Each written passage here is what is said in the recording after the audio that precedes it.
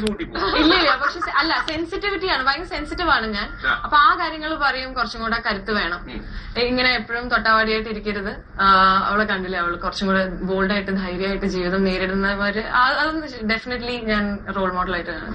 രഞ്ജിനി, നമ്മുടെ ഈ നിങ്ങളെല്ലാം കൂടെ കണ്ടുമുട്ടിയല്ലോ, ഈ കണ്ടുമുട്ടിയത് എങ്ങനെ ഫീൽ ചെയ്ത് രഞ്ജിനിക്ക്? ഇത് എനിക്കൊന്ന് ഒരു പക്ഷേ കേരളത്തിലെ ഇത് പ്രേക്ഷകർ കണ്ടുകൊണ്ടിരിക്കുമ്പോൾ അവർക്കൊരു പുതിയ സംഭവം, നന്നായി സംസാരിക്കുന്ന 5 രഞ്ജിനിമാർ.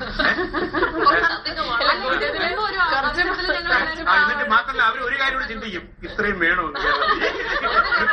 ഇല്ല പക്ഷെ ഇത് നല്ലൊരു ഫൺ ഗ്രൂപ്പാണ്. ഇതിനു മുമ്പ് ഒരു സ്ഥലത്ത് ഞങ്ങൾ കണ്ടുമുട്ടിയിരുന്നു. അതെവിടെയായിരുന്നു? അവിടെ കണ്ടുമുട്ടിയല്ലേ? അതൊരു വാർത്തയായിട്ടൊക്കെ വന്നു തോന്നുന്നു അല്ലേ? ഞങ്ങളുടെ ആ ഗ്രൂപ്പിന്റെ മെയിൻ അട്രാക്ഷൻ രഞ്ജിനിയാണ്. അല്ല, രഞ്ജിനി ഒരു സോഴ്സ് ഓഫ് ന്യൂസാണ് കേരളത്തിൽ ഇപ്പോഴും.